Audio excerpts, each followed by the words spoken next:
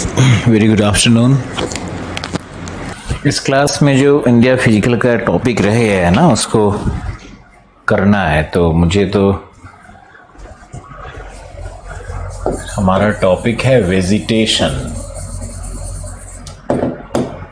है ना। वेजिटेशन में कुछ लिखवाया था शायद, क्या लिखवाया था मुझे एक रिमाइंडर दो। जो भी लिखवाया था लास्ट का एक लाइन टाइप कर दो।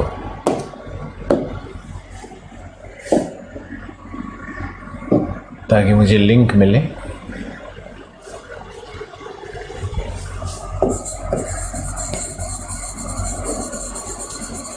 मुझे याद आ रहा है कि शायद चैंपियन का 116 टाइप्स को मैंने शायद बोला था या लिखवाया था। चैंपियन डिवाइडेड वेजिटेशन इन 116 क्लासेस। ओके, हाँ लिखो। बट द मोस्ट एप्ट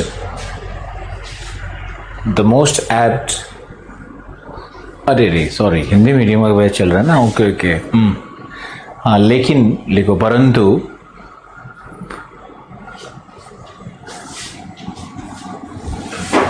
भौगोलिक दृष्टिकोण से सर्वोपयोगी वर्गीकरण,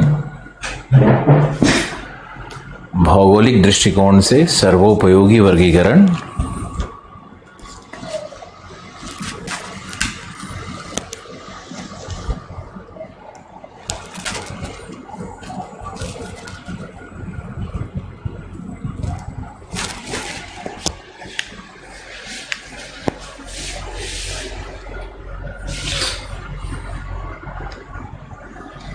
Indian institute of forest research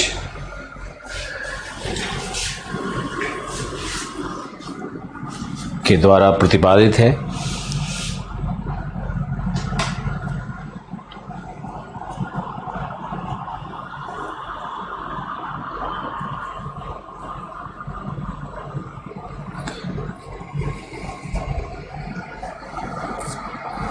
लिखो, भारत के वनस्पति को 5 मुख्य प्रकार एवं 16 उप प्रकार में बांटते हैं।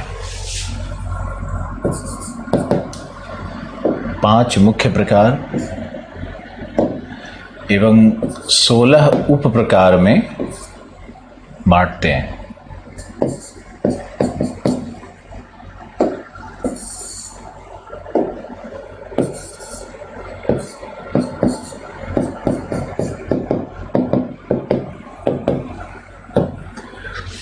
सबसे पहला है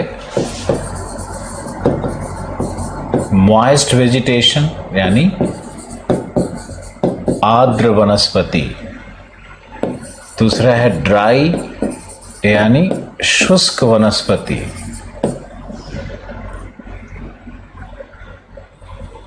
तीसरा है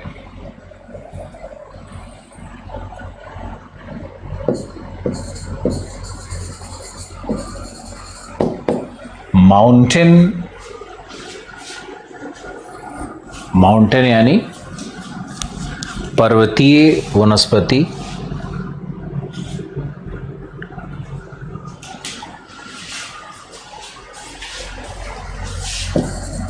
माउंटेन सब ट्रॉपिकल, और एक होगा माउंटेन को मोंटाने भी कहीं कहीं लिखते हैं, माउंटेन या माउंटेन ही लिख दो, टेम्परेट।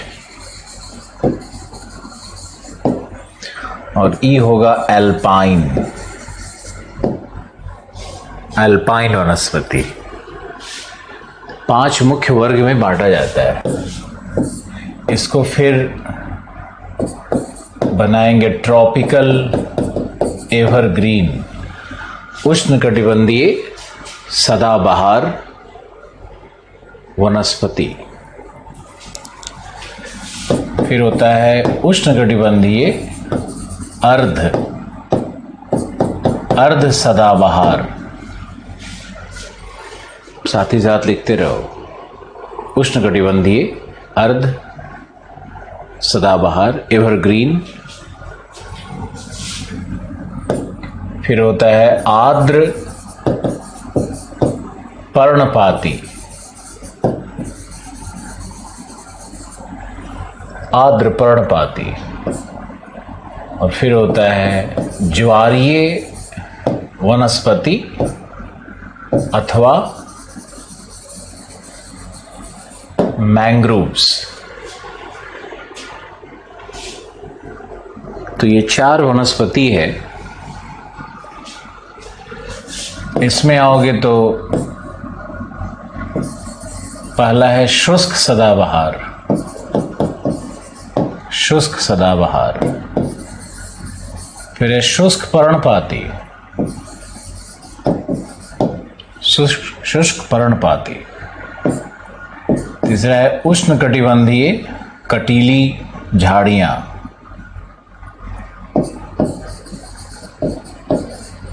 ट्रॉपिकल थॉर्न,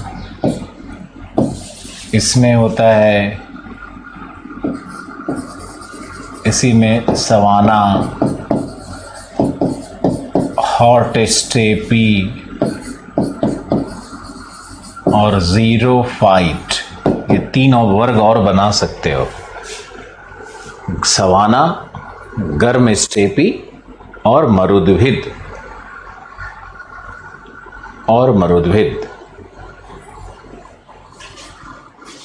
मरुद्भिद यानी ज़ीरोफाइट।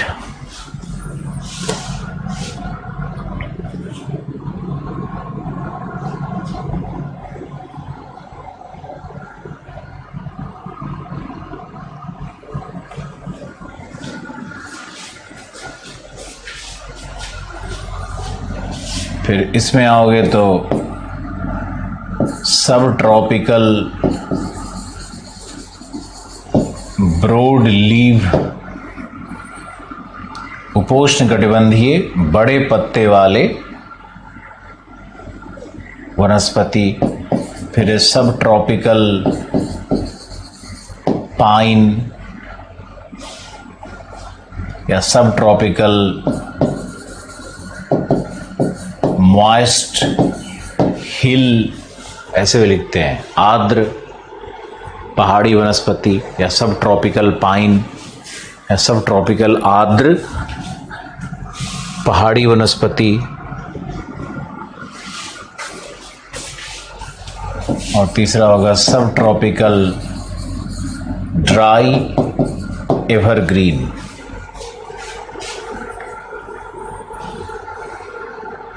सब ट्रॉपिकल ड्राई एवरग्रीन। इसको कुछ ऐसा मेथड हम लगाएंगे कि आपको याद करने में, समझने में कोई तकलीफ नहीं होगी।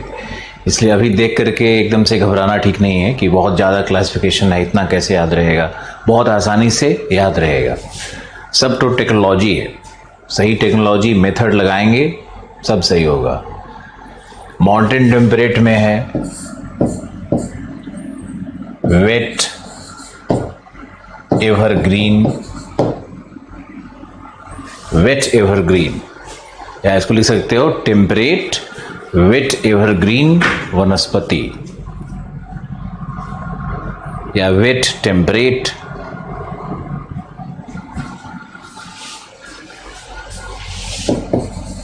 फिर मॉइस्ट टेम्परेट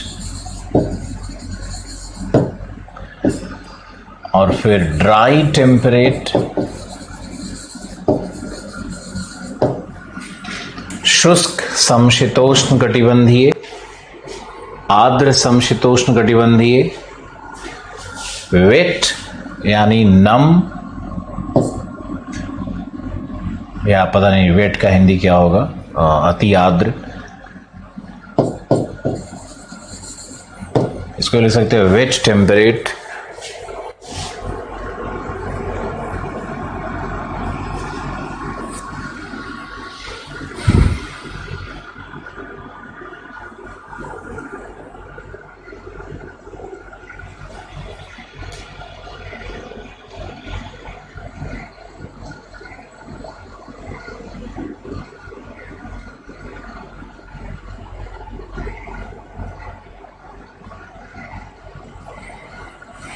अल्पाइन में alpine forest, alpine forest, alpine scrub, alpine grasslands. ये भी बहुत इजी है। तो देखोगे तो 16 टाइप हो गया, और इसमें हमने जब ट्रॉपिकल थॉर्न को और डिटेल कर दिया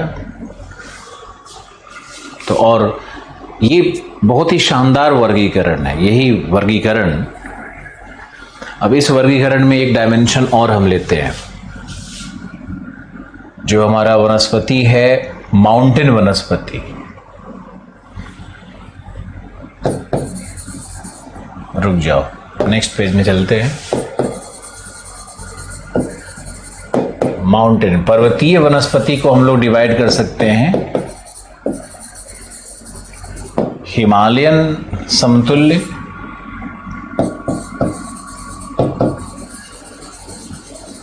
प्रायद्वीपीय समतुल्य। हिमालयन को डिवाइड कर सकते हैं ईस्टर्न हिमालयन और वेस्टर्न हिमालयन। तो माउंटेन वनस्पति को रीजन के बेसिस पे भी हम लोग बांट सकते हैं, और इसके अंदर में भी वनस्पति का प्रकार शो हो सकता है।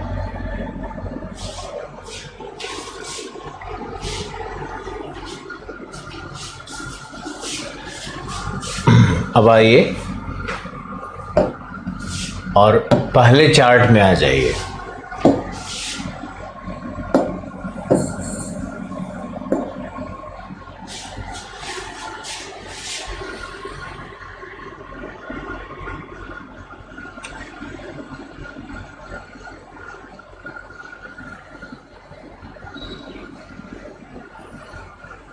Tropical evergreen, semi evergreen. इसमें एक ऐसा कर देते हैं कि आपको आसानी से याद हो जाए। तो रेनफॉल किस तरह का होता है? ट्रॉपिकल एवरग्रीन मतलब 250 प्लस, सेमी एवरग्रीन मतलब 200 से 250 जहाँ भी होगा वो ट्रॉपिकल सेमी एवरग्रीन हो गया। मॉइस्ट डिसीडुअस 100 से 200 तक मॉइस्ट डिसीडुअस हो सकता है। और टाइडल मैंग्रोव्स का क्राइटेरिया तो एज सच है नहीं, बट फिर भी 100 सेंटीमीटर तक रेनफॉल कोस्टल एरिया में होता ही होता है। फिर है तुम्हारा ये ड्राई एवरग्रीन और ड्राई डेसिडुअस। तो ड्राई एवरग्रीन को अगर हम लोग लेंगे तो ये 75 to 100, सॉरी 100, 75 नहीं, इसको 100 सेंटीमीटर ही लेके चलना है। 100 सेंटीमीटर होगा dry evergreen, 100 centimetre winter time, है ना। इसको विंटर टाइम रेन जहां भी है तो winter time rain 100 centimetre. Dry evergreen है, ये एवरग्रीन है लेकिन ड्राई साइड में है। ड्राई डेसिडुअस, उसके बाद ये है ड्राई डेसिडुअस हमारा। तो ड्राई डेसिडुअस होगा तो समर टाइम रेन होगा ही होगा, सब में समर टाइम है, सिर्फ इसमें ड्राई एवरग्रीन में विंटर टाइम रेनफॉल है। तो ड्राई डेसिडुअस में है समर टाइम 75 to 100। फिर सवाना है 50 to 75। हॉट स्टेपी है 25 to 50। जीरो फाइट है लेस देन 25 सेंटीमीटर्स। तो इसको आप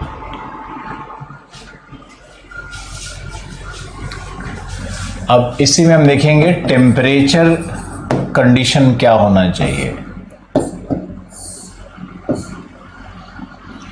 टेम्परेचर कंडीशन की बात कर लें तो ये होगा 22 से 25 डिग्री और ये हो जाएगा तुम्हारा 18 से 27 डिग्री। और मॉइस्ट डिसीडुअस हो जाएगा 18 से 32 डिग्री तक बड़े आराम से। टाइडल जो होता है ये भी ट्रॉपिकल होता है, ये 18 से 27-28 डिग्री तक ये भी। ड्राई एवरग्रीन 18 से 28 डिग्री सेंटीग्रेड तक। ड्राई डिसीडुअस ये 18 डिग्री से लगभग 36 डिग्री सेंटीग्रेड तक। सवाना होगा 18 से 42 डिग्री सेंटीग्रेड। हॉट स्टेपी होगा 18 से 46 डिग्री सेंटीग्रेड।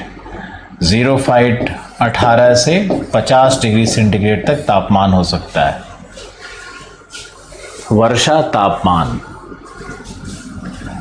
अब इसमें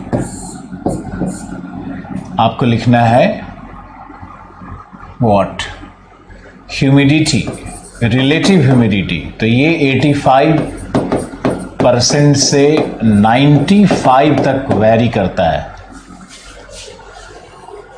और जो ट्रॉपिकल सेमी एवरग्रीन होगा ये 75 से 85-90 तक ये जा सकता है। 75 से 85 मान लो। मॉइस्ट डिसीडुअस तुम्हारा रहेगा 70%, 70 से 75% मॉइस्ट डिसीडुअस। और जो टाइडल मैंग्रोव है ये 90% मॉइस्चर रहता है। मॉइस्चर का ही खेल है मैंग्रोव्स। डिटेल पढ़ाएंगे फिर आपको समझ में आएगा। ड्राई एवरग्रीन में 60 to 70% मॉइस्चर। ड्राई डिसीडुअस में वही 60-65% मॉइस्चर।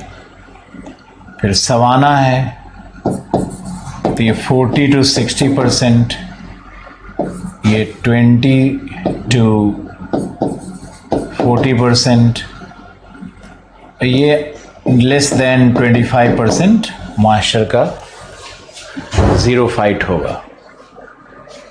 तो रेनफॉल, टेम्परेचर, रिलेटिव ह्यूमिडिटी, ये सब जानना बहुत जरूरी है।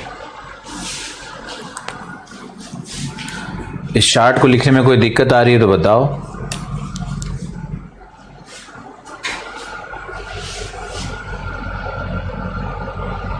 अब इसका वितरण,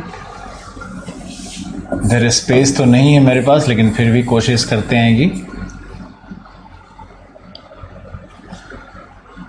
तो हमारा जो ट्रॉपिकल एवरग्रीन है, ट्रॉपिकल एवरग्रीन लगभग 8% है और ट्रॉपिकल सेमी एवरग्रीन लगभग 4% है। मॉइस्ट डिसीडुअस 36% है।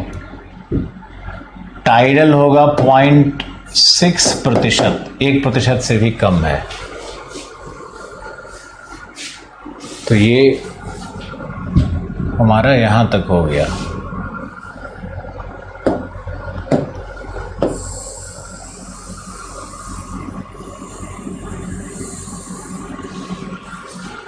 कुछ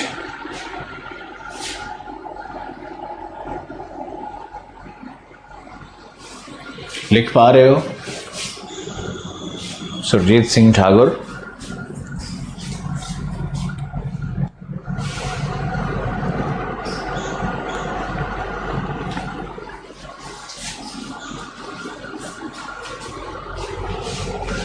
ड्राई एवरग्रीन है 0.2, ड्राई डेसिडुअस है अराउंड 28%, ट्रॉपिकल थॉर्न है अराउंड 2.6%,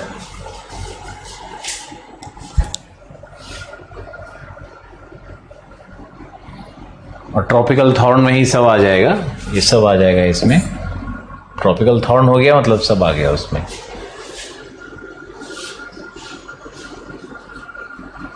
तो ये मेजर फॉरेस्ट टाइप और उसका वितरण है ये।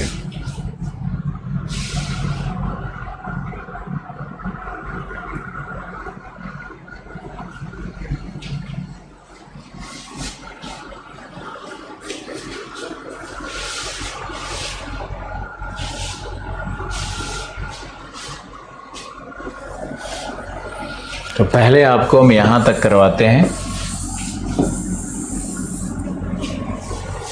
और ये जो वर्गीकरण है इसका हम लोग रीजनल डिवीजन भी देखेंगे, क्योंकि ये सब है माउंटेन। ये सब का एक ही कैटेगरी हो सकता है, और वो है माउंटेन वेजिटेशन, जो अलग अलग हाइट पे अलग अलग है।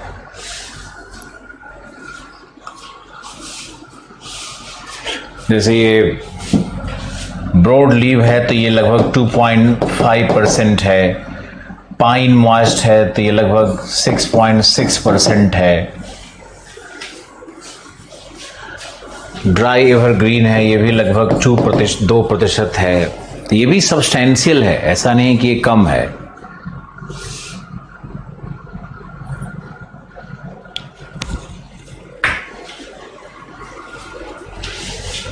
ये 2.5 कर लो, ये 3.6 है, ये 3.0 है, ये 0.6 है।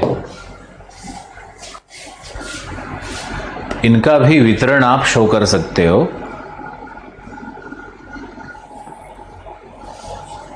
और इनका वितरण ऐसा कोई बहुत बड़ा महत्व नहीं रखता है।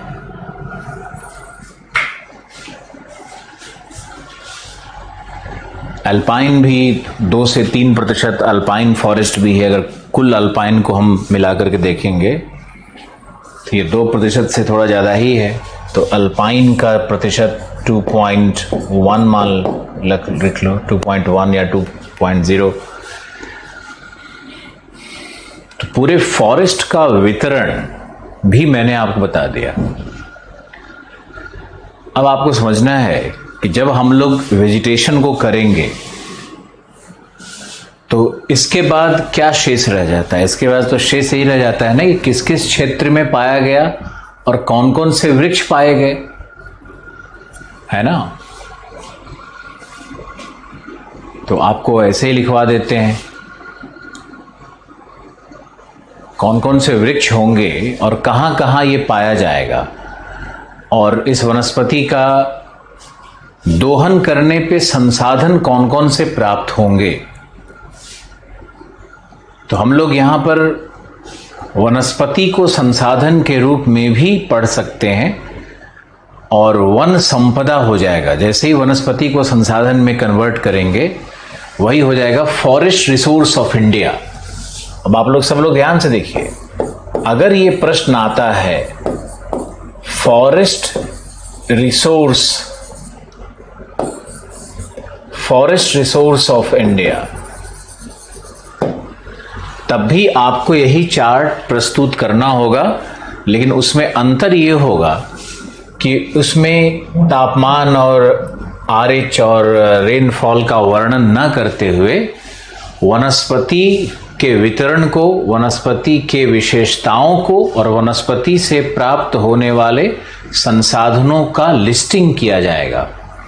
आशा है ये आप समझ पा रहे होंगे, क्योंकि बहुत सारे स्टूडेंट बाद में सिलेबस देखते हैं तो कहते हैं अरे यार आलोक सर ने बाकी सब तो बहुत अच्छा पढ़ाया, लेकिन रिसोर्स ज्योग्राफी और कुछ कंटेम्पोररी इश्यूज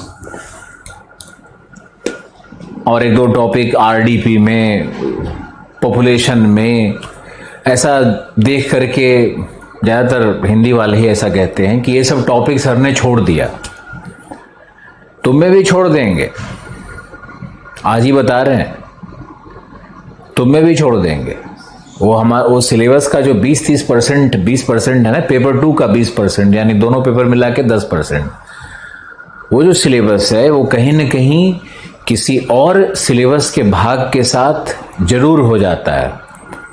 जैसे मान लो मैरीन रिसोर्स है, मैरीन रिसोर्स ऑफ इंडिया है, तो मैरीन रिसोर्स ऑफ इंडिया के कॉन्टेक्स्ट में ही मैंने आपको पूरा जो मैरीन रिसोर्स पेपर 1 में था वहां मैंने पढ़ाया है। आप जाकर के देखोगे तो अरब सागर का पॉलीमेटालिक नोड्यूल, तो एनर्जी रिसोर्सेज कहाँ कहाँ मिल रहे हैं, उस सब भारत का जिक्र है। और भारत में मैरीन फिश फार्मिंग क्या होगा वो एग्रीकल्चर में पढ़ाएंगे। तो मैरीन फिश फार्मिंग महासागरीय कृषि, मत्स्यन कृषि, महासागरीय मत्स्यन, प्लस जो ओशनोग्राफी में हमने पढ़ाया हुआ है खनिज का वितरण, ऊर्जा का वितरण, एनर्जी रिसोर्स का वितरण, वो सब कुछ जोड़ने से अपने आप ही वो बन जाता है। तो ये बात आप लोगों को समझनी होगी कि वो विषय सब नोट्स में है, बस एक जगह संकलन करके मैंने उसे दोबारा तीसरी बार ऐसा लिखवाया नहीं होता है। हाँ, इस बार ये डिफरेंस होगा कि आपको उस टॉपिक को समझा देंगे कि वो कहाँ पर है। पहले क्या था कि सोचते थे स्टूडेंट सबको इतना तो है ही स्मार्ट, सब कर ही लेता था।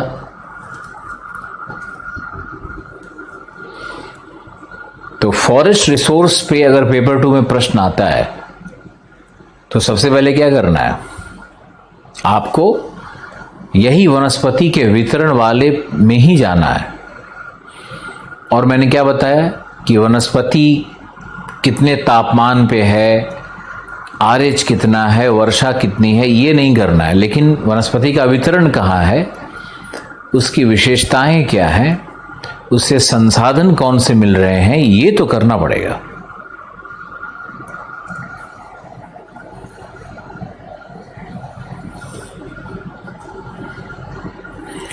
कितने लोगों ने ये बात समझ ली? हम आपके उत्तर का इंतजार कर रहे हैं। ओके, डन, समझ गए?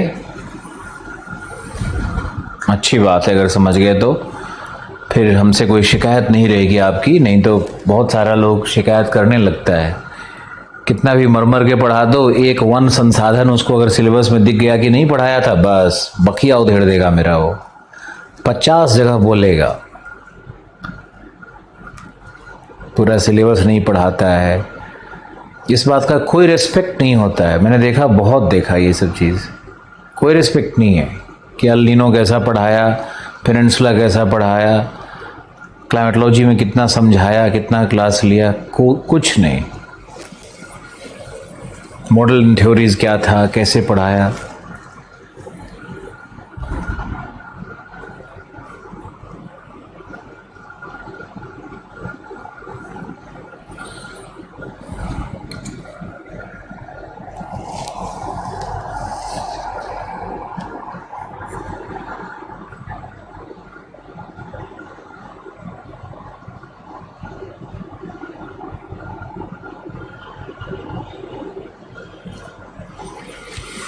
कुछ ही समझ आ रहा है अभी सर।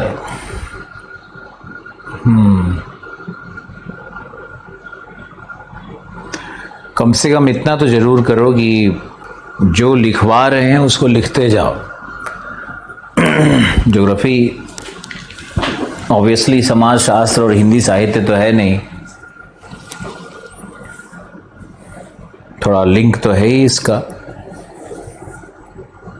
अभी सामान्यीकरण करके सोच सकते हो कि भारत के वनस्पति का मतलब क्या है, किस क्षेत्र में कौन सा पेड़ पौधा उगता है, उसी पेड़ पौधे का वर्गीकरण करना है।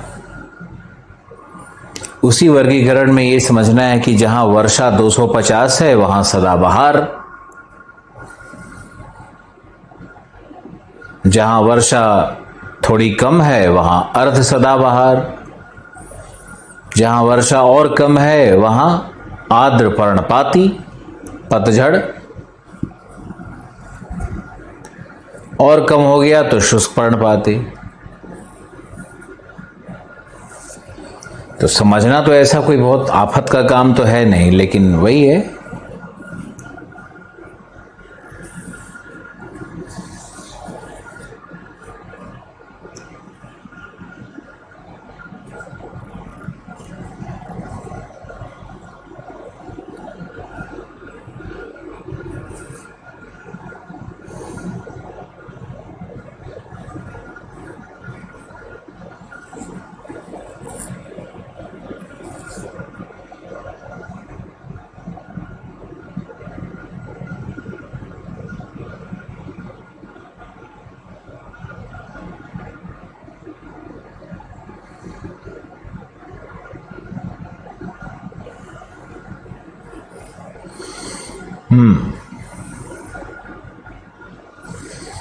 फिर मैंने बताया कि वनस्पति को अगर हम संसाधन के रूप में यूज करेंगे तो वही वन संसाधन कहलाने लगता है, और क्या। और अगर वन संसाधन पर प्रश्न पूछता है तो वनस्पति वाला ही ये वर्गीकरण देना पड़ेगा। कुछ लोगों को शब्द से समस्या है।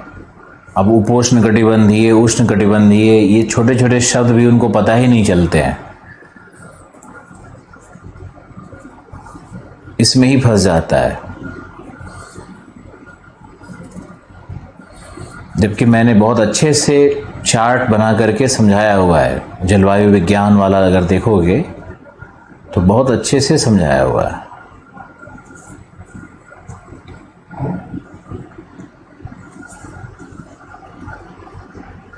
तुम सब लोग कंप्लीट वीडियो क्लास ले लो।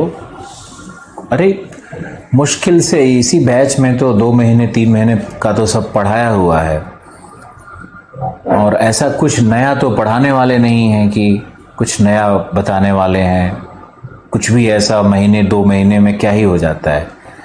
तो आप सब लोग कोशिश करो कि वीडियो क्लास पीछे जा कर के कम से कम जलवायु विज्ञान का और कम से कम बायोज्योग्राफी का 2 टॉपिक तो पीछे जाकर के पढ़ ही लो, और इंडिया ज्योग्राफी का पूरा भाग भी वीडियो देख ही लो, उससे भी नोट्स बना लो, देख देख करके धीरे धीरे करके, अच्छा रहेगा। कोई बुराई नहीं है, लाभ ही है उससे। वीडियो क्लास का यही तो मैजिक है कि आपको लाइव क्लास का वेट नहीं करना है। अभी 3-4 दिन पहले इंडियन फिजिकल ज्योग्राफी पढ़ाया है ना, अब उसका तुम वेट करोगे लाइव क्लास का तो फिर तुम 2-3 महीने तक स्थगित रह गए। जबकि अभी चाहो तो रोज मेरा क्लास 1.25 घंटे का, 1.5 से 2 घंटे के बीच का कोई क्लास होता है। बड़ा आसान है उसको देखना और समझना।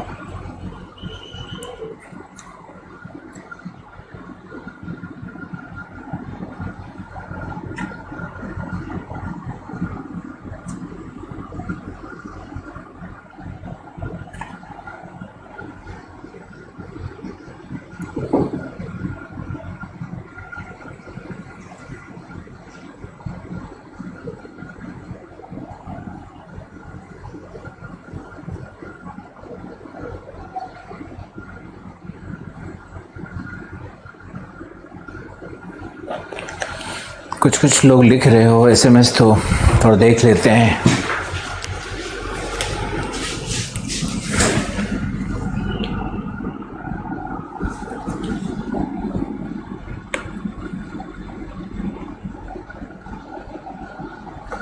थॉर्नबरी को कर रहे हैं, कोशिश मत करो दीपक, बस हो गया ना।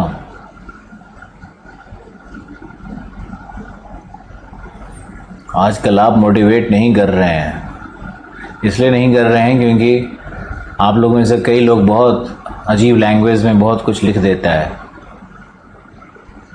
तो आते हैं आपका क्लास लेते हैं।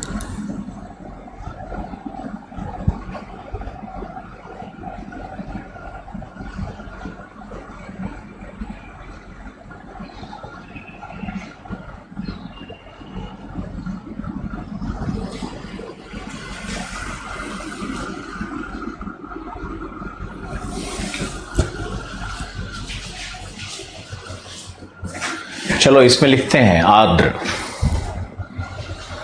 सॉरी पहला है मॉइस्ट। मॉइस्ट में फैक्ट्स लिखवा दिया है, अब उसमें आप लिखो उसका वितरण और उसके प्रकार कौन कौन से हैं। लिखो यह मुख्य रूप से ट्रॉपिकल एवरग्रीन, मुख्य रूप से पश्चिमी घाट पर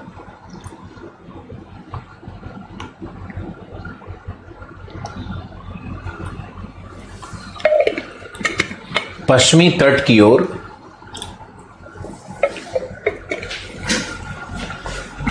लगभग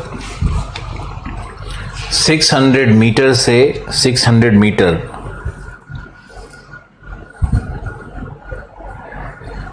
की ऊंचाई पर फैला है। 500 से 1370 मीटर के मध्य, 500 से 1370 मीटर के मध्य यह सघन वन के रूप में, सघन वन के रूप में विकसित है तथा छत्रक का निर्माण करता है। वृक्ष की लंबाई, कैनोपी का निर्माण करता है, कैनोपी डेवलपमेंट होता है।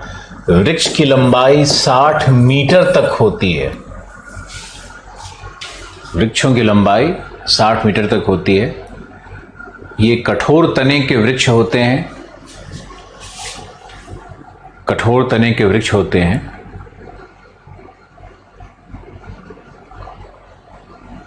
तथा इनके साथ बैम्बूज, केन्स, बांस, बेंत,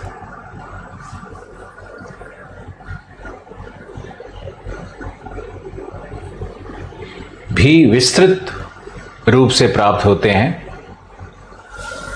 भी विस्तृत रूप से प्राप्त होते हैं।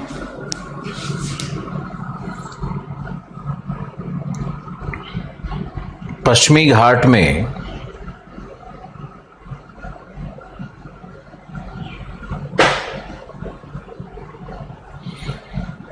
व्हाइट सीडार, CEDAR, मेसुआ, तून, धूप, होपिया जैसे वृक्ष, तून, धूप का वृक्ष होता है ना, वो सुगंधित,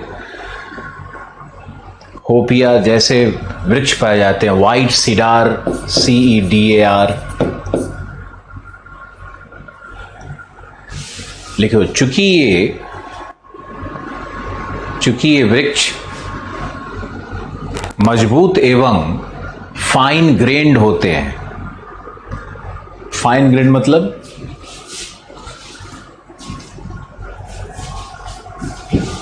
मजबूत एवं फाइन ग्रेन्ड होते हैं, अतः इमारती लकड़ी के लिए प्रयुक्त किए जाते हैं।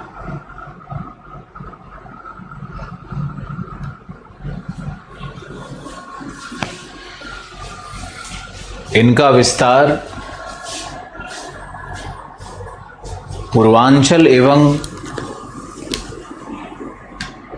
असम, हिमालय में भी प्राप्त होता है।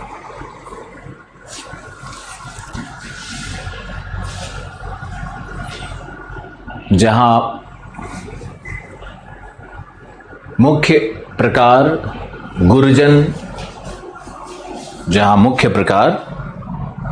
गुर्जन, चपलाशा,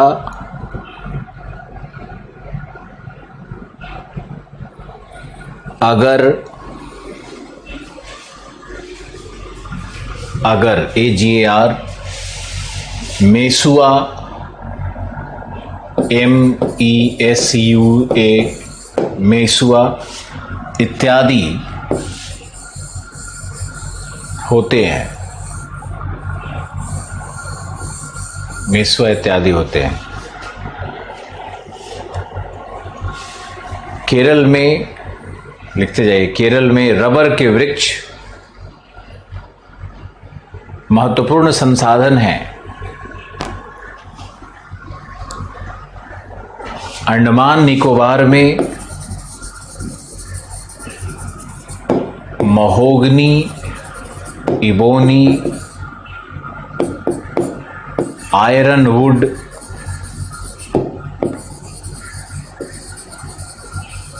rosewood, mahogany, ebony, Ironwood, rosewood जैसे वृक्ष भी प्राप्त होते हैं, जिनसे रेल के पटरियों में, जिनका प्रयोग रेलवेज में शिप बिल्डिंग में, जहाज रानी उद्योग में किया जाता है। देखो, बैम्बू से कागज एवं लुगदी तथा केन से हैंडीक्राफ्ट, बेंत से हैंडीक्राफ्ट।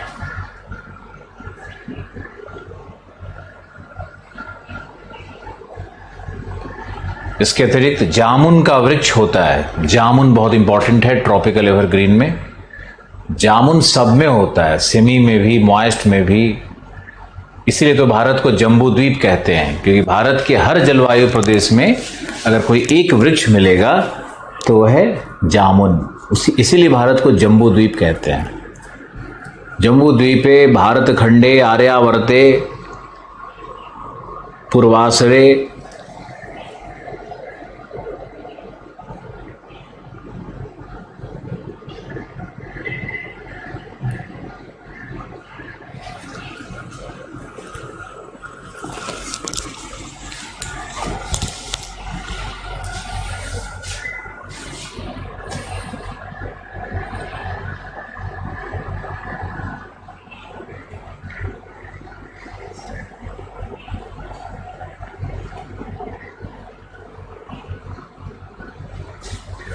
पूजा होता होगा घर में, सुनते होगे सब। तो ये था तुम्हारा ट्रॉपिकल एवरग्रीन। अब और ट्रॉपिकल सेमी एवरग्रीन लिखो। यह सदाहरित वनस्पति के शुष्क भागों में विकसित होता है, शुष्क भागों में प्राप्त होता है ट्रॉपिकल सेमी एवरग्रीन। यानी वहीं मिलता है जहां पर, जैसे लिखो वेस्टर्न घाट में 300 से 500 की ऊंचाई पर, तथा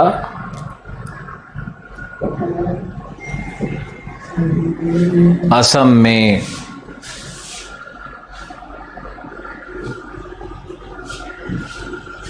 में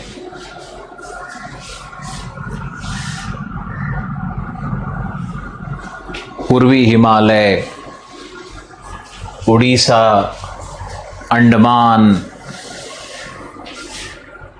उड़ीसा हिल्स के पूर्वी भाग में अंडमान वही है जहां पे एवरग्रीन है। लिखो, वृक्ष की ऊंचाई 25 से 40 मीटर तक, वृक्ष की ऊंचाई 25 से 40 मीटर तक। अतः इन्हें स्टंटेड रेन फॉरेस्ट भी कहते हैं।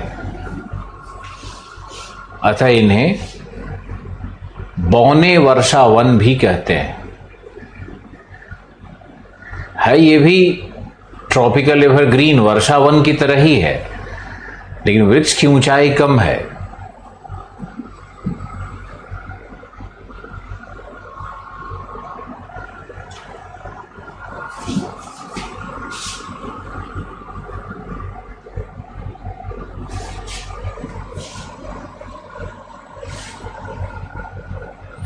लिखो,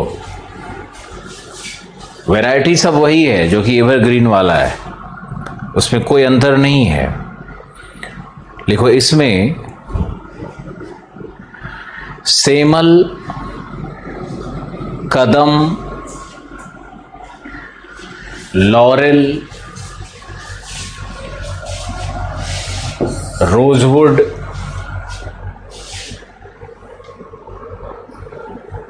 जैसे वृक्ष भी प्राप्त होते हैं। असम में कुसुम एवं पलाश, असम में कुसुम एवं पलाश। संसाधन क्या होगा?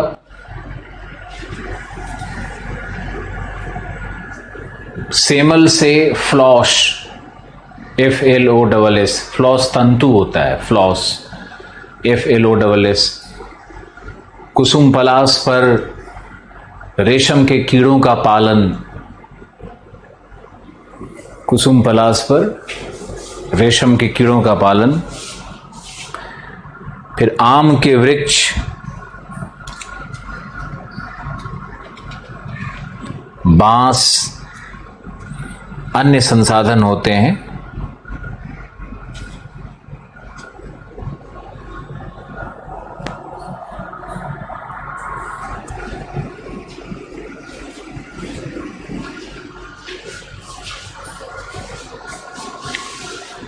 तीसरा है मॉइस्ट डिसीडुअस।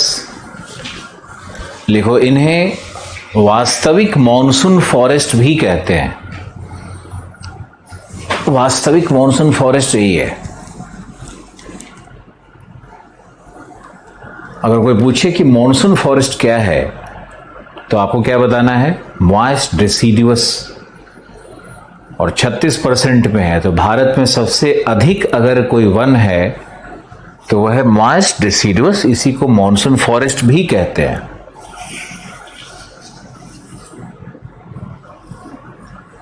अब लिखो,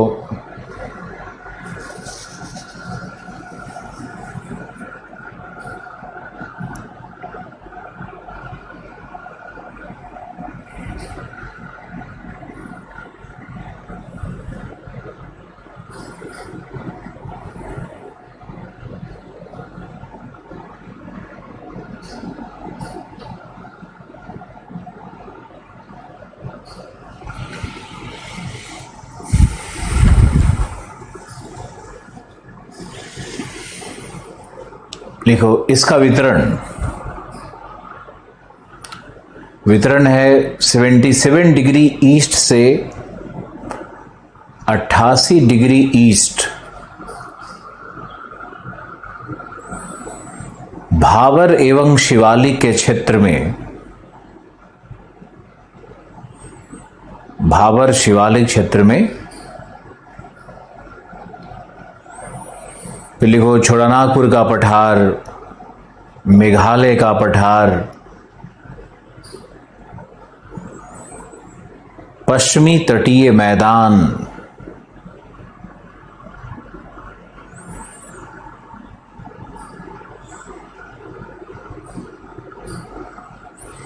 देखो 100 सेंटीमीटर की समवर्षा रेखा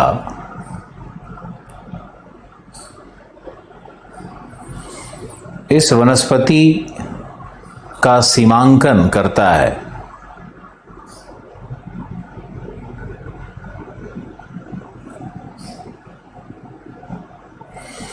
उड़ीसा, बंगाल, नॉर्थ बिहार, असम,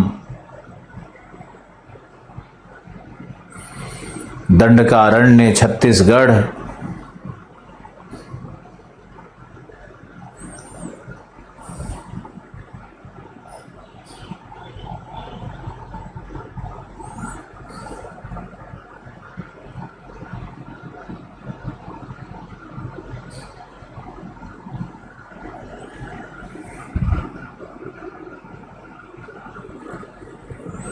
ओके। प्रमुख वृक्ष आम, महुआ, बरगद, पीपल, नीम, ये तो तुम देख ही रहे हो, इसमें तो सोचना ही नहीं है।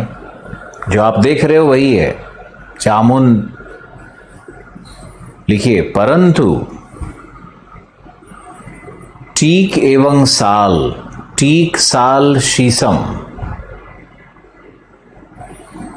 टीक, साल, शीशम सर्व प्रमुख वृक्ष हैं।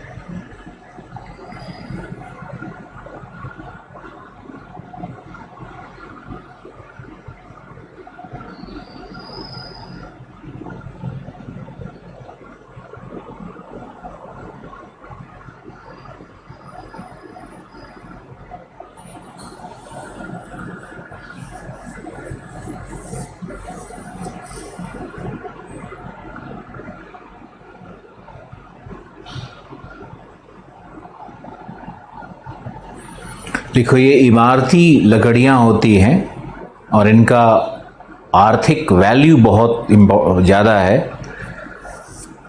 और एक्सपोर्ट में डिमांड है, ये सब लिखना है।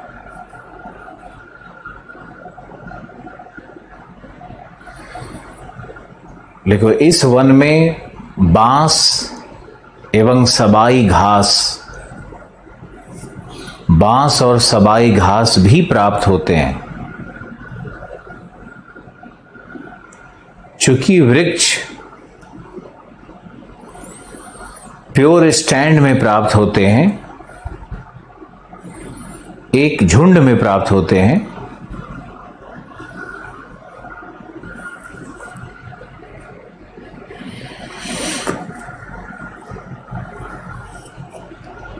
अतः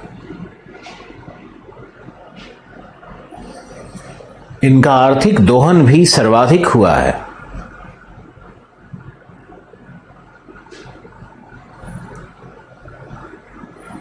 तथा सघन जनसंख्या से युक्त प्रदेश हैं।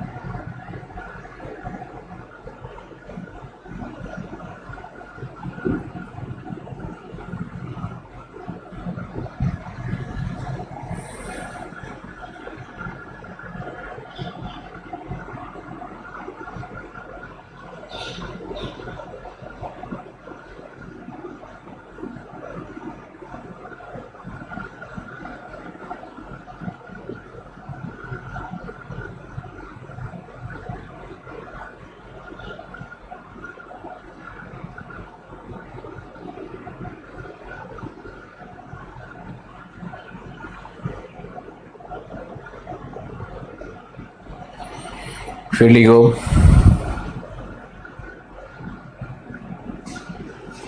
वृक्ष की ऊंचाई 15 से 25 मीटर तक होती है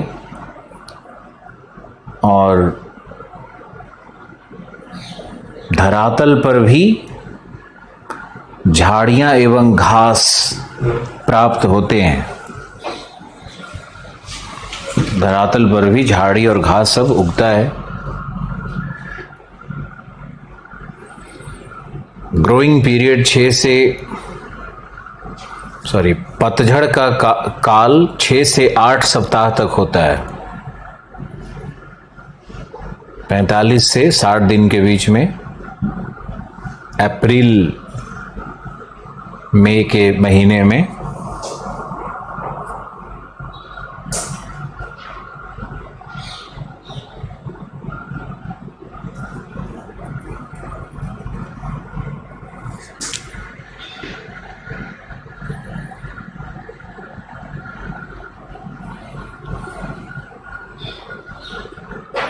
उसके बाद है तुम्हारा ये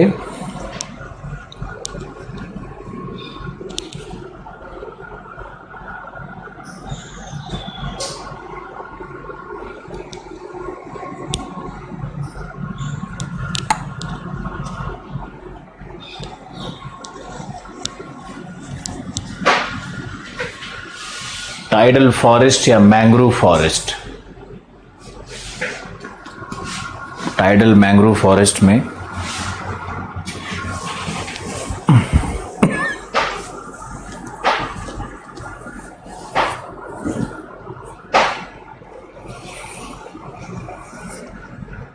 लिखो, mangrove forest high water tide एवं लो वाटर टाइड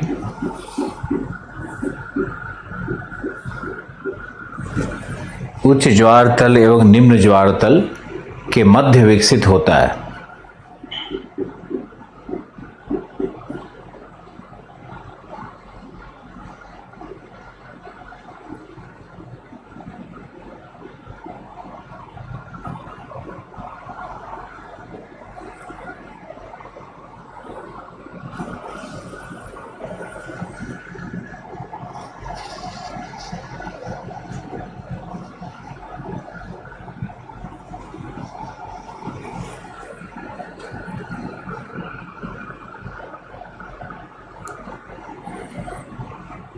अतः इसे लिटोरल फॉरेस्ट भी कहते हैं, तटीय वन भी कहते हैं, अथवा ज्वारीय वन भी कहते हैं। मृदा, सॉल्ट मार्सेस, दलदली, लवणीय,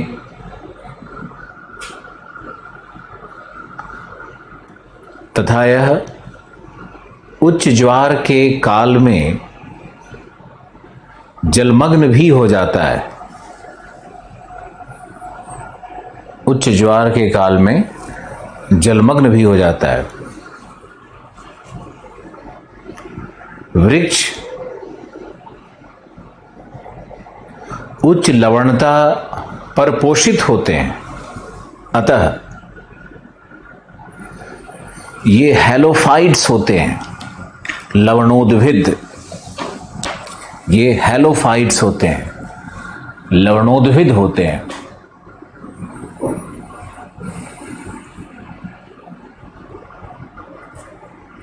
तथा जलमग्न दशाओं में पोषित होने के कारण ये हाइड्रोफाइट्स भी होते हैं, जलोद्भिद भी होते हैं। ये हैलोफाइट भी है, हाइड्रोफाइट भी है। देखो, इनके तनों से बट्रेस रूट्स, जड़ें, बट्रेस रूट्स, हिंदी क्या होगा पता नहीं। बट्रेस रूट्स निकलते हैं जो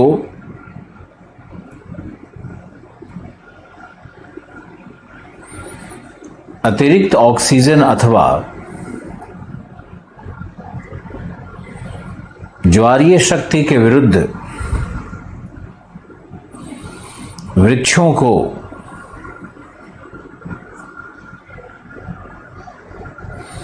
मैकेनिकल शक्ति देने का प्रयास करते हैं।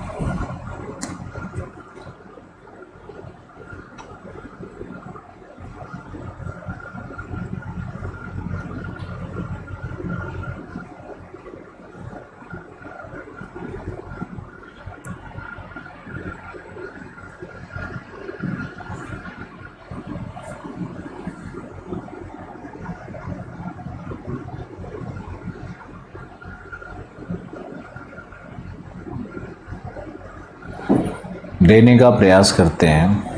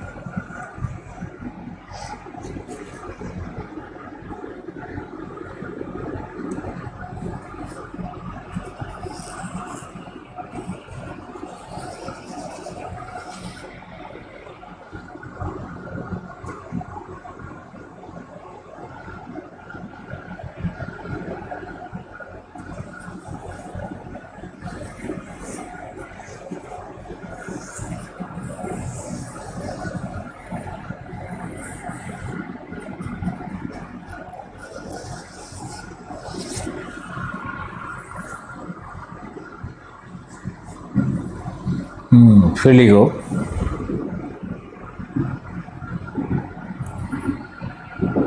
भारत में 6,740 किलोमीटर के तटीय लंबाई पर मैंग्रोव फॉरेस्ट फैले हुए हैं, जो विश्व का सर्वाधिक विस्तृत मैंग्रोव का क्षेत्र है।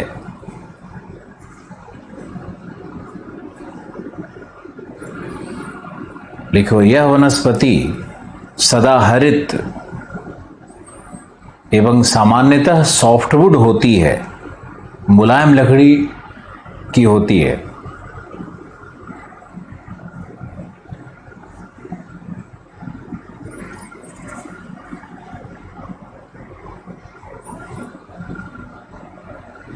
बटरेस रूट में क्या लिख पाया कि एक तो ज्वारीय शक्ति के अगेंस्ट वृक्षों को सपोर्ट मिल जाता है। बटरेस रूट का मतलब हुआ कि तना से जड़ निकल करके और मिट्टी में जा रहा हो।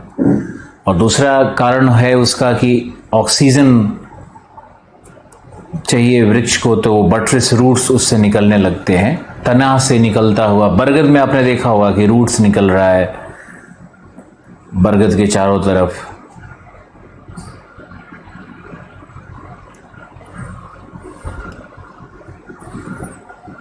फिर लिखो, मैंग्रोव एक अनोखा पारिस्थितिक तंत्र है जिसमें कई प्रकार के जैविक दशाओं का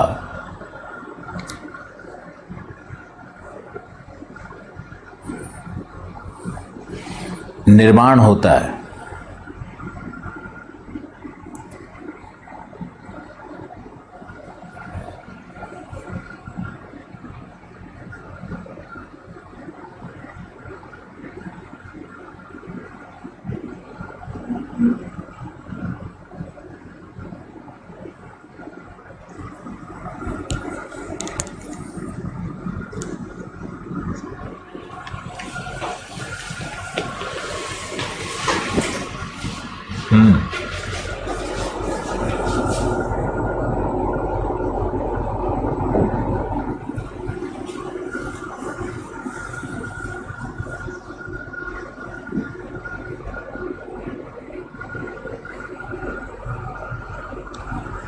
अखिलेश कुमार लिख रहे हैं कि प्लीज एंड द क्लास। अरे भाई, तुम बाद में वीडियो देख लेना, you can and your class, दूसरे का क्यों एंड करवा रहे हो। लिखो, मैंग्रोव फॉरेस्ट महानदी गोदावरी, कृष्णा, कावेरी के डेल्टा क्षेत्र में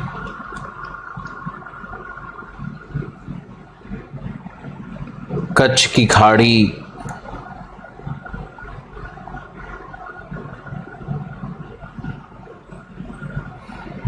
नर्मदा तापी के ज्वार नदमुख,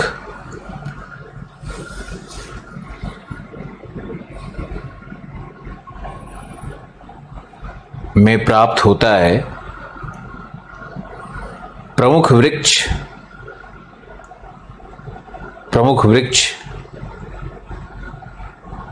राइजोफोरा,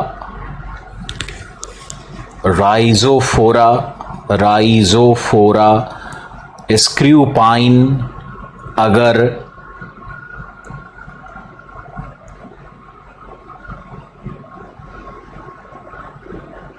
बुरगुएरा,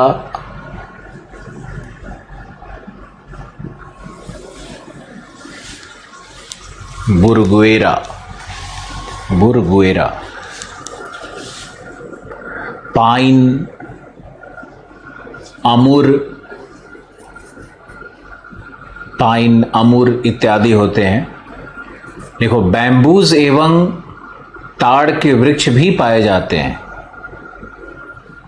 बांस एवं ताड़ के वृक्ष भी पाए जाते हैं।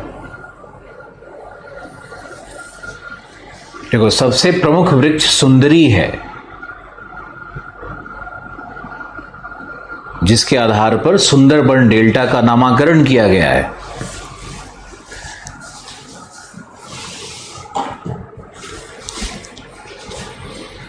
सुंदरी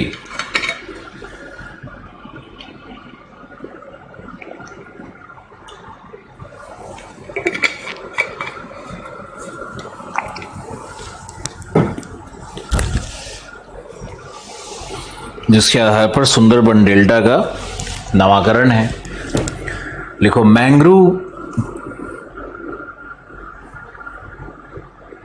मैंग्रोव फॉरेस्ट में वन संसाधन दुर्लभ वन संसाधन प्राप्त होते हैं, जैसे कागज लुगदी उद्योग के लिए कच्चा माल,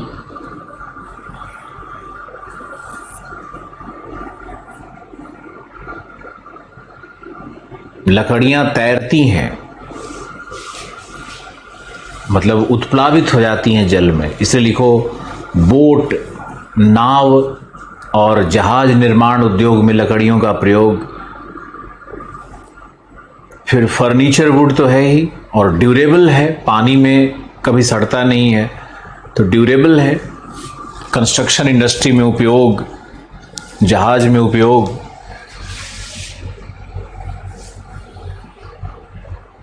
और इस वर्णन में ये सब तो लिख ही देना है तुमको। ये क्या है, अरे ये इसी में आएगा यार नीचे, हाँ ये भी तो इसी का पार्ट है।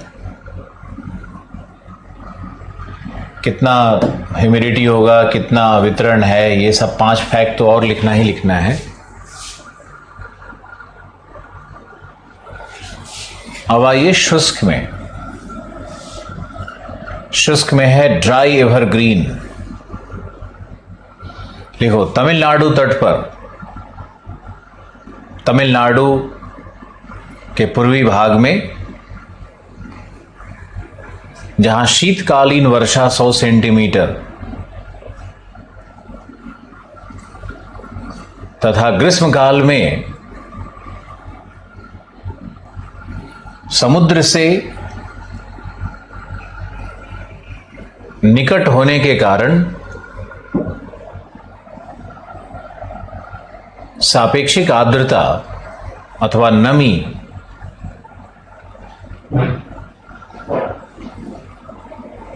70% से 70% तक प्राप्त होती है।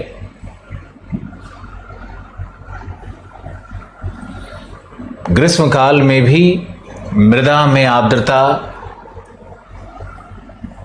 व्याप्त रहती है।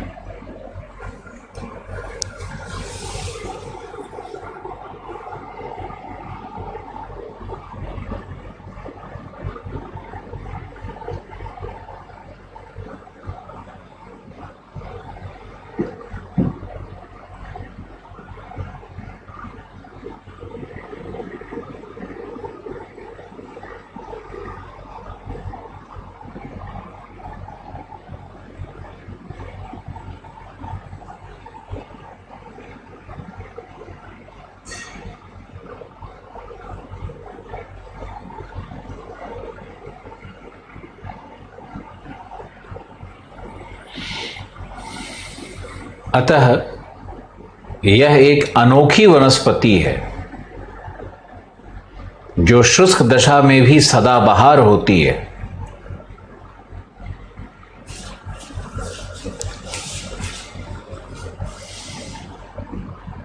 शुष्क दशा में भी सदाबहार होती है। प्रमुख वृक्ष जामुन, नीम, टैमरिंड,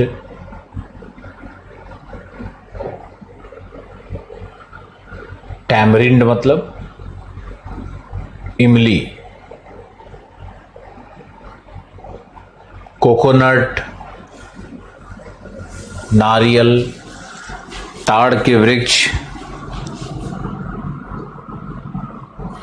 खिरनी, रीठा, मचकुंद,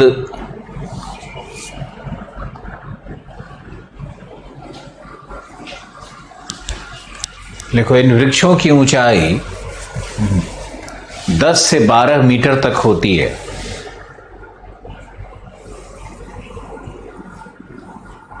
इन वृक्षों की ऊंचाई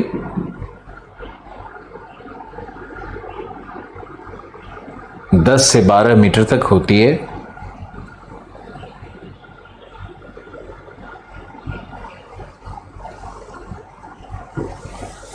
फिर है ड्राई डेसिडुअस, बाकी फैक्ट तो दिख ही रहा है तुमको।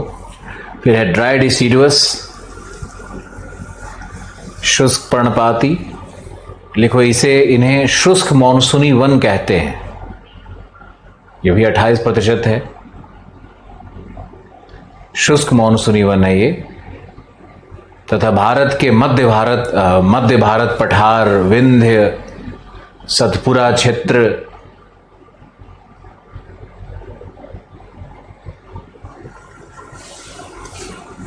दक्षिणी अरावली, मालवा,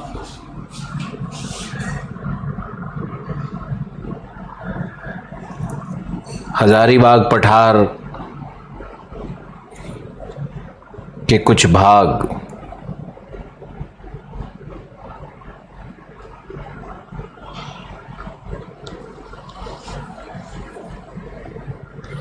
वृक्ष की ऊंचाई 20 मीटर तक,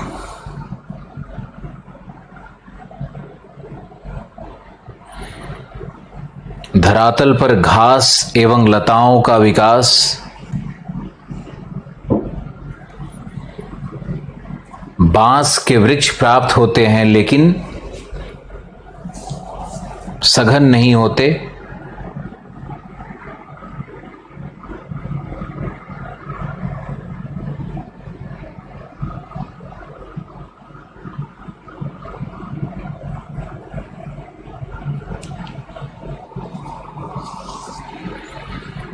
प्रमुख वृक्ष टीक साल वही है, टीक साल, तेंदू,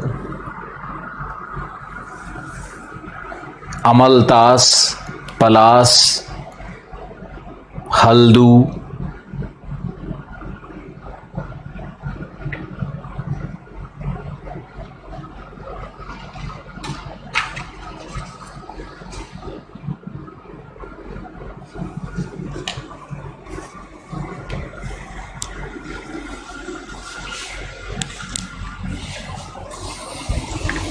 देखो इस वन क्षेत्र का या इस वनस्पति का सर्वाधिक विनाश हुआ है।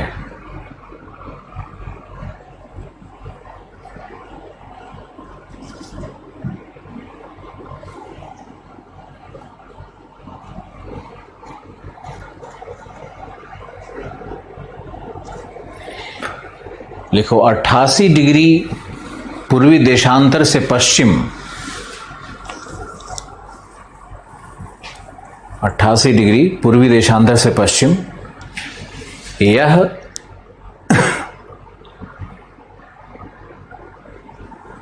शिवालिक से लेकर कन्याकुमारी तक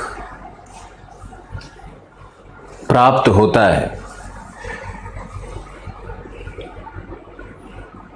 इसका विस्तार बंगाल, राजस्थान,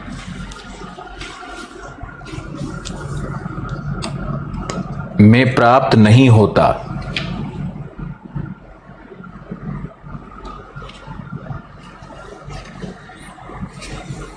तथा पश्चिमी घाट पर भी अनुपस्थित है।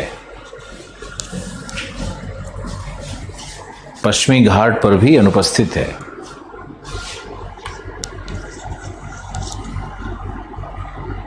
सबसे इंपॉर्टेंट लाइन है कि यह मॉइस्ट डेसिडुअस के साथ,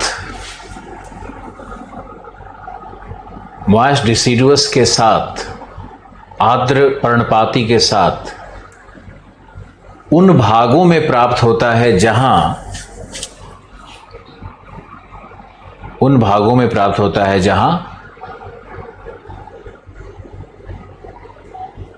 वर्षा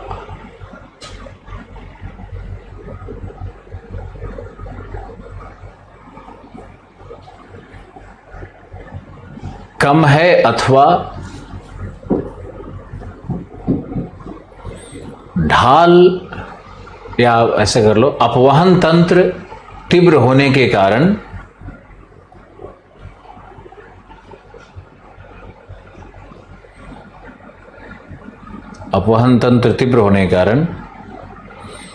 मृदा में जल की उपलब्धता कम है। मृदा में जल की उपलब्धता कम है।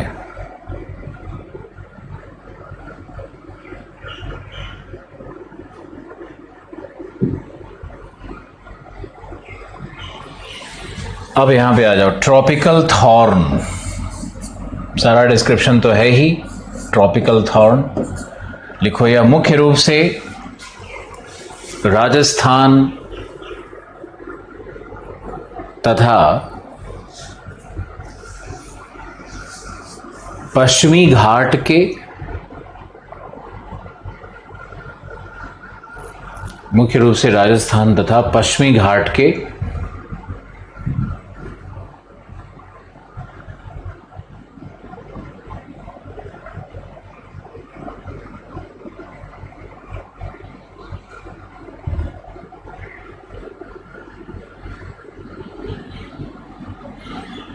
वृष्टि छाया प्रदेश में फैला हुआ है। वृष्टि छाया प्रदेश में फैला हुआ है। तेलंगाना का पठार, महाराष्ट्र का पठार, तमिलनाडु पठार, पूर्वी राजस्थान,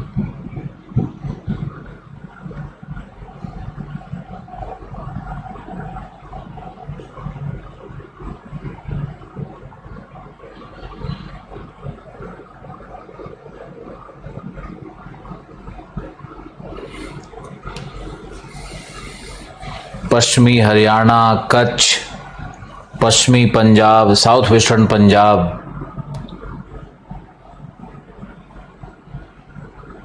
लिखो यहां मुख्य रूप से खैर, नीम, बबूल, थोर, खैर, नीम, बबूल, थोर, कैक्टी, खेजड़ी, कंजू, पलास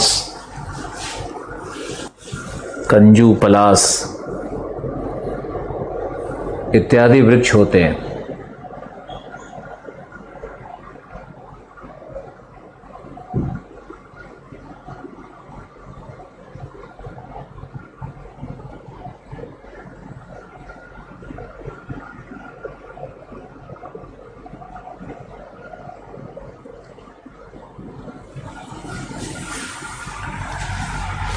अब लिखो माउंटेन वेजिटेशन।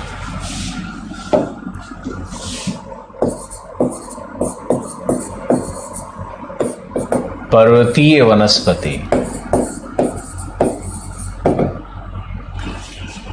इसमें सबसे पहला है हिमालयन टाइप। अब देखो कितना आसानी से ये आप सीख जाओगे।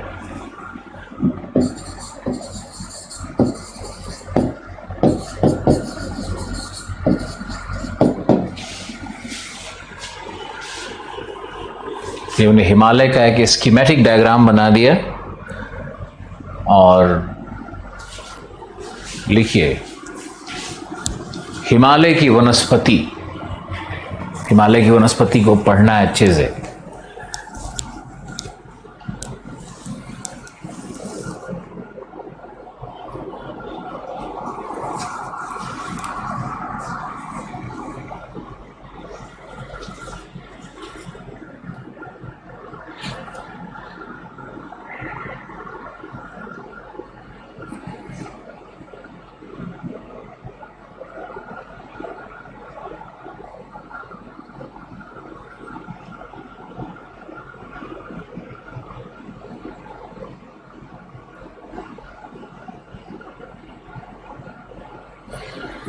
लिखो 88 डिग्री पूर्वी देशांतर। ये प्रश्न आ सकता है।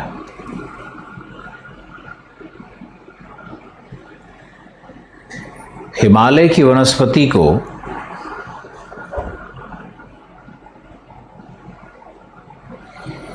क्रमशः पूर्वी एवं पश्चिमी हिमालयी वनस्पति के रूप में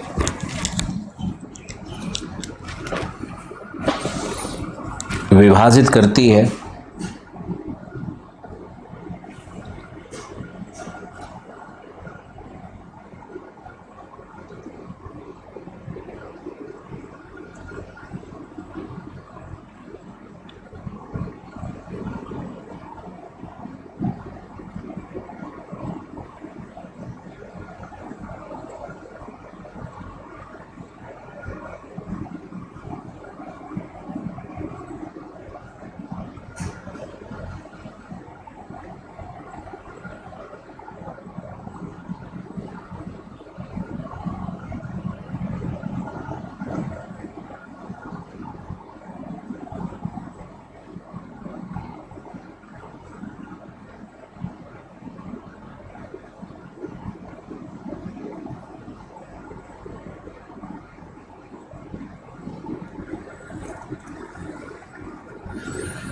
लिखो। कारणों का विश्लेषण करते हैं। प्रश्न है कि पूर्वी एवं पश्चिमी हिमालय के वनस्पति के प्रमुख कारणों की समीक्षा करें कि अंतर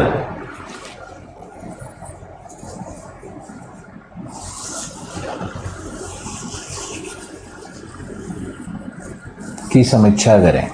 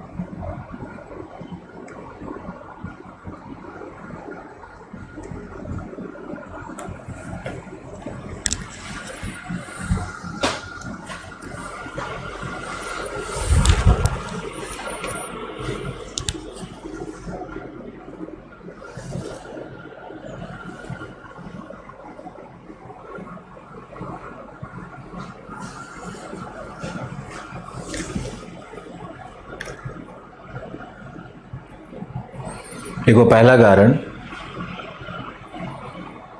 पूर्वी हिमालय में वर्षा 200 से 250 सेंटीमीटर है,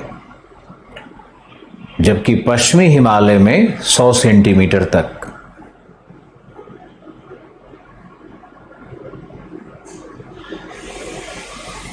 पहला कारण तो यही हो गया, पूर्वी हिमालय में 250, पश्चिमी हिमालय में 100 सेंटीमीटर तक वर्षा होती है। तो वर्षा के अंतर के कारण भी वनस्पति में अंतर है। दूसरा कारण, पूर्वी हिमालय की ऊंचाई, औसत ऊंचाई, औसत परिच्छेदिका पश्चिमी हिमालय से ऊंची है। बहुत लोगों को लगता है, इंटरनेट पे भी लिखा है, तुम्हारे हिंदी के कई सारे टीचर भी पढ़ाते हैं कि पश्चिमी हिमालय ज़्यादा ऊंचा है। मैंने क्या लिखवाया? पूर्वी हिमालय की ऊंचाई ज़्यादा है, एवरेज प्रोफाइल ज़्यादा है। तो ऊंचाई में अंतर के कारण भी। तीसरा लिखो, ढाल में अंतर। ढाल में अंतर, पूर्वी हिमालय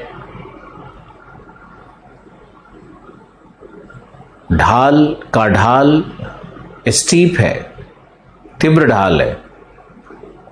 पश्चिमी हिमालय सीढ़ी नुमा है। पूर्वी हिमालय में लंबनत योजना है, पहले पढ़ाया था। ढाल खड़ा है, अब सबको समझ में आ गया होगा, ढाल खड़ा है। पश्चिमी हिमालय में सीढ़ी नुमा है। नेक्स्ट, पूर्वी हिमालय कर्क रेखा से 150 किलोमीटर की दूरी पर है, जबकि पश्चिमी हिमालय 1400 किलोमीटर पर है।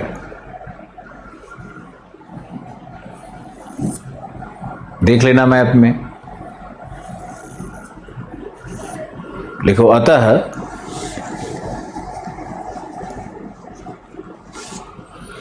पूर्वी हिमालय ट्रॉपिकल है, उष्णकटिबंधीय है। पश्चिमी हिमालय उपोष्णकटिबंधीय है।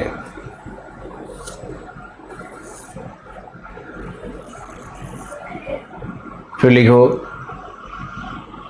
पूर्वी हिमालय में स्नो लाइन, हिमरेखा 4300 मीटर्स पर है। 4300 मीटर्स पर है, जबकि पश्चिमी हिमालय में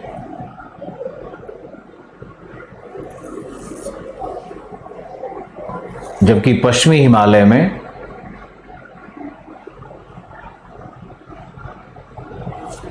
यह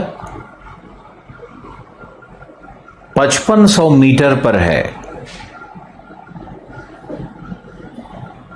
बहुत लोग हिंदी में तो इसको उल्टा ही लोग पढ़ाते हैं।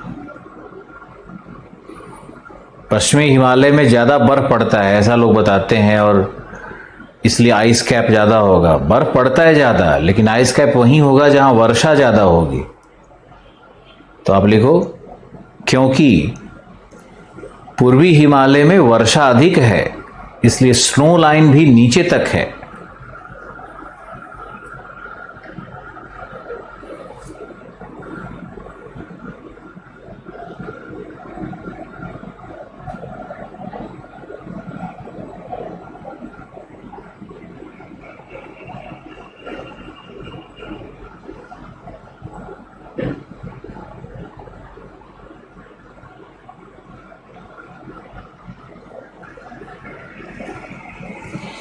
एक और लिखो, समुद्र से दूरी। पूर्वी हिमालय 200 किलोमीटर, पश्चिमी हिमालय 1600 किलोमीटर।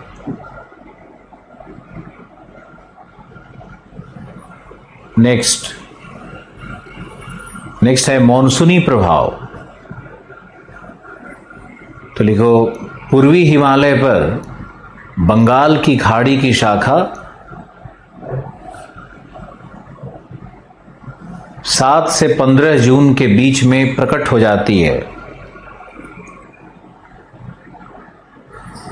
अर्ली अराइवल है।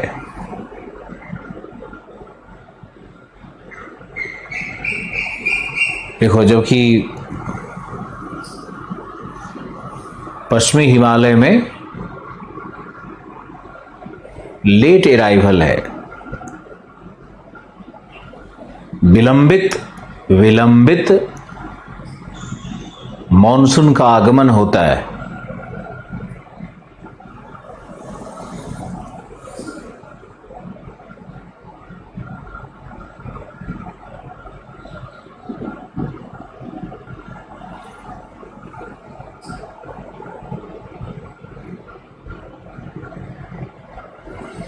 विलंबित मॉनसून का आगमन होता है।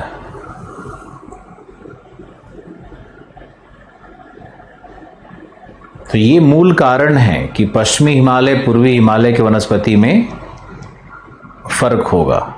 अब फर्क क्या है उसको डायग्राम पे प्रेजेंट कर देते हैं।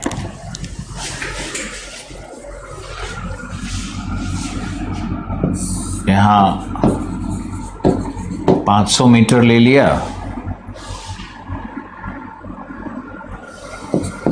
तो ये होता है ट्रॉपिकल एवरग्रीन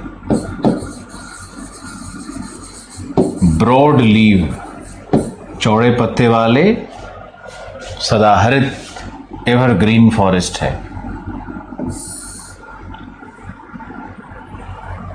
फिर ये है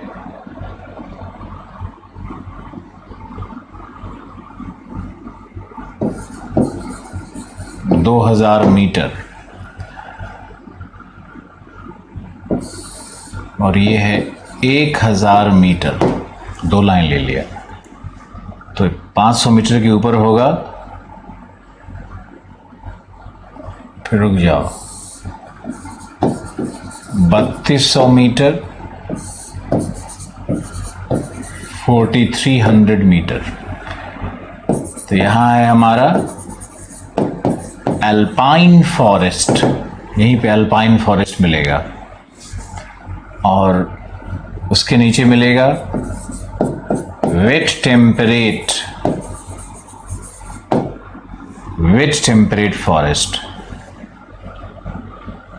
यहां मिलेगा वेट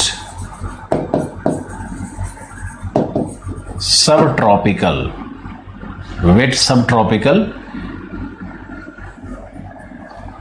और यहां मिलता है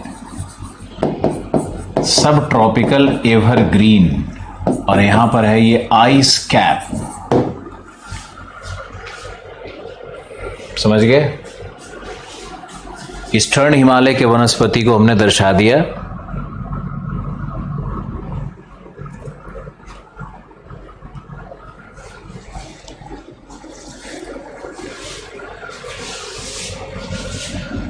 ये भी एवरग्रीन होता है और 2000 की जगह कहीं कहीं पे 1800 मीटर का भी क्राइटेरिया लिया हुआ रहता है।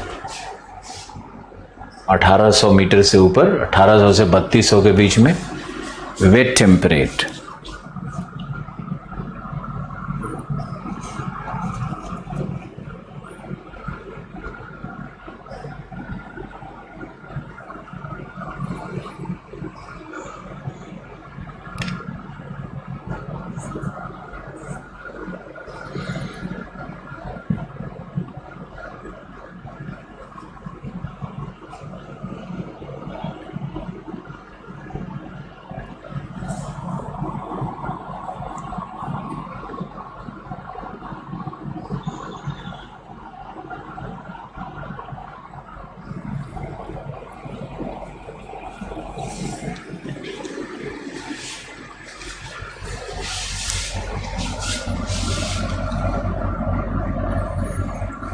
अब आ जाओ वेस्टर्न हिमालय में।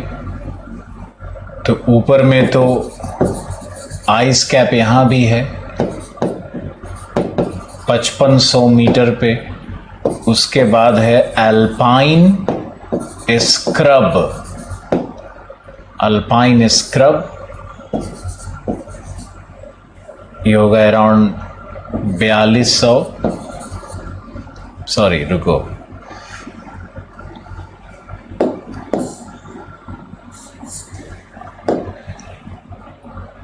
ये होगा अराउंड 4800 मीटर्स। उसके बाद यहाँ पर लेते हैं 3300 मीटर्स। तो ये है alpine forest, ice cap, alpine scrub, alpine forest. और लगभग वही 2000-1800 से अगर ले लोगे, 1800 मीटर से लोगे तो यहाँ पे मिलेगा ये मॉइस्ट टेम्परेट,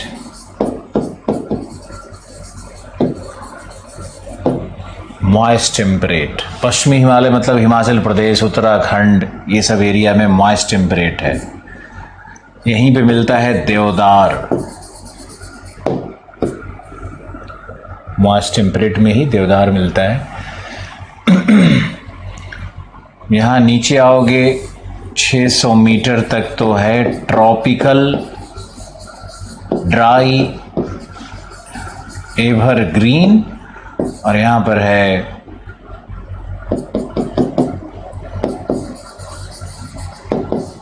ट्रॉपिकल डेसिडुअस। और यहाँ है सब ट्रॉपिकल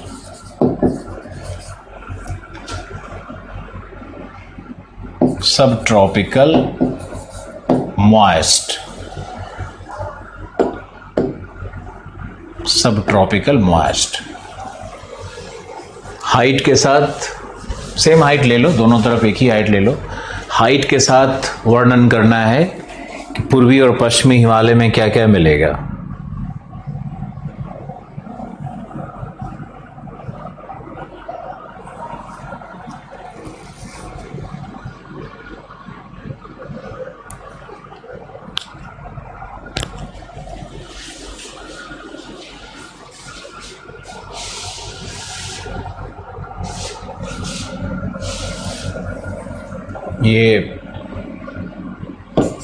ये जो होता है ये भी ब्रॉड लीव्ड होता है।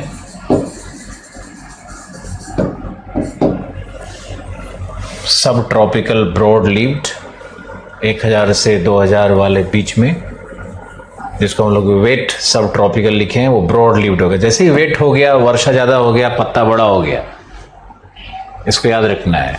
ज़्यादा वर्षा हुई तो ब्रॉड लीव्ड अपने आप हो ही जाएगा।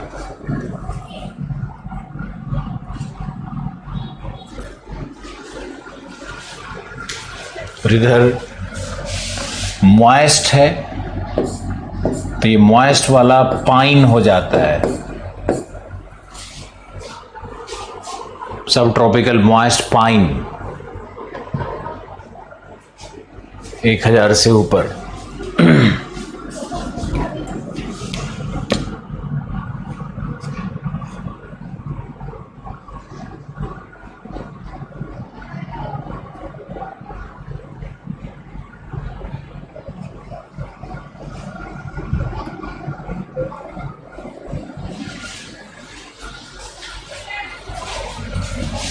ये हमारा सी लेवल है। और ड्राई एवरग्रीन क्यों होता है? क्योंकि विंटर टाइम रेन यहां पे होगा ना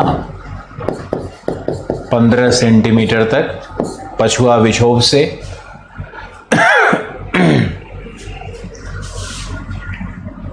इधर एवरग्रीन वैरायटीज है, ट्रॉपिकल एवरग्रीन, सब ट्रॉपिकल एवरग्रीन, वेट सब ट्रॉपिकल।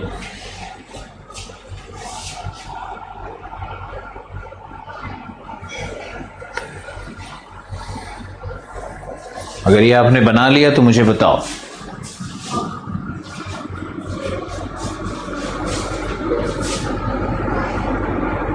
शिवराज, आज आपका मूड ऑन नहीं है, किसी बात को लेकर टेंस है? नहीं नहीं, ऐसा कुछ नहीं है शिवराज।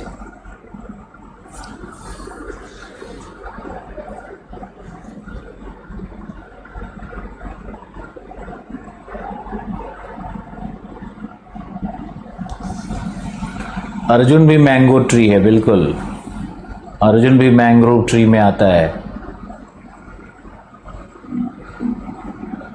बांस तो अब झाड़ी है।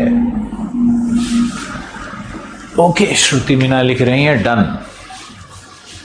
इसका जो इनका हिंदी रूपांतरण मैंने पहले क्लासिफिकेशन में बता दिया है, उसी को दिखा रहे हैं दो तरफ में। ये क्वेश्चन बहुत इंपॉर्टेंट है पीटी के लिए, मेंस के लिए। इसके कारण क्या है वो भी मैंने लिखवा दिया, डिवीजन कर दिया 88 डिग्री इससे। अब देखो, है प्रायद्वीपीय वनस्पति। तो प्रायद्वीपीय वनस्पति में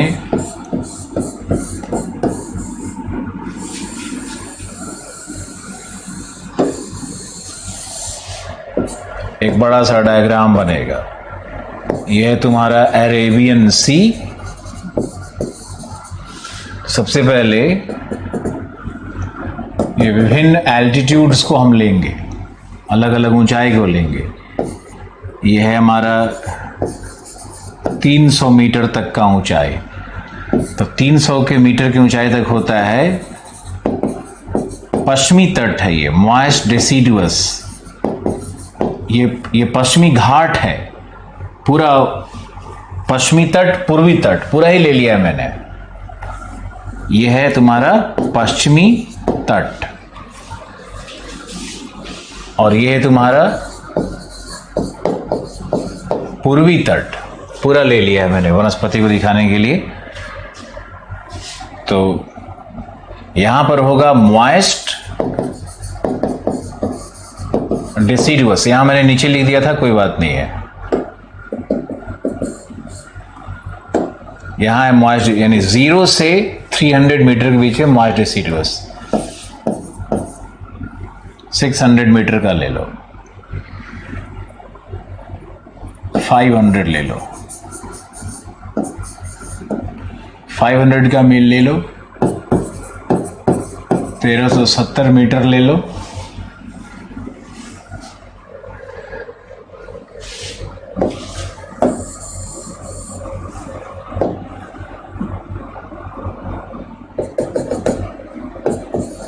$1800 मीटर ले लो और 2400 मीटर भी लेना पड़ेगा। यहां तक जाएगा ये। तो मॉइस्ट डेसिडुअस हो गया 300 तक।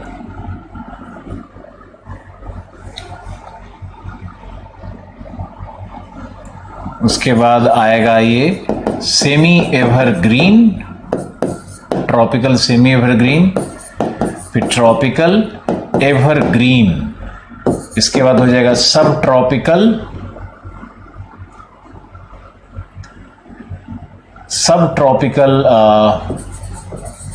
Wet evergreen. उसके ऊपर आ जाता है वेट टेम्परेट फॉरेस्ट। वेट रहने दो, टेम्परेट फॉरेस्ट। और ये 2400 से लेकर के ये जो 2400 से लेकर के ये जो 1370 तक है ना, इसी को हम लोग कहते हैं शोला फॉरेस्ट। यही है शोला फॉरेस्ट तुम्हारा। मेनली नीलगिरी के ऊपर मैंने लिखवाया था, नीलगिरी, अन्नामलाई। ये शोला फॉरेस्ट कहाँ मिलेगा? नीलगिरी और अन्नामलाई पर। तो ये ऐसे इधर होगा। अब यहां पर ऊपर आओगे, नीचे ढलान पे आने लगोगे, तो फिर तुमको मिलना शुरू हो जाएगा इधर मॉइस्ट डेसिडुअस। यहां पे 100 सेंटीमीटर रेन है। फिर मिलेगा ड्राई डेसिडुअस, फिर मिलेगा ट्रॉपिकल थॉर्न, और उसके बाद इधर नीचे आओगे, ये जो पूरा भाग है ट्रॉपिकल थॉर्न, तो यहां तुमको मिलेगा ड्राई एवरग्रीन, और यहां नीचे आओगे तो मिलेगा मैंग्रोव। अब देखो किस तरह से वितरण है कि हम लोग पश्चिमी तट से पूर्वी तट की ओर जाएंगे तो वनस्पति कैसे मिलेगा। यहां देखो ये है मॉइस्ट डेसिडुअस का लाइन, तो यहाँ है ड्राई डेसिडुअस, तो इधर है ट्रॉपिकल थॉर्न, तो यहाँ पे है ड्राई एवरग्रीन, और यहाँ जाओगे तो मैंग्रोव। इस तरह से मिलेगा। तो ये आपको याद रखना है। अगर हम लोग पश्चिमी तट से पूर्वी तट की ओर जा रहे हैं तो वनस्पति का स्वरूप क्या होगा, आपको याद रखना है। आज के लिए बहुत बहुत धन्यवाद। पढ़ते रहिए, सीखते रहिए।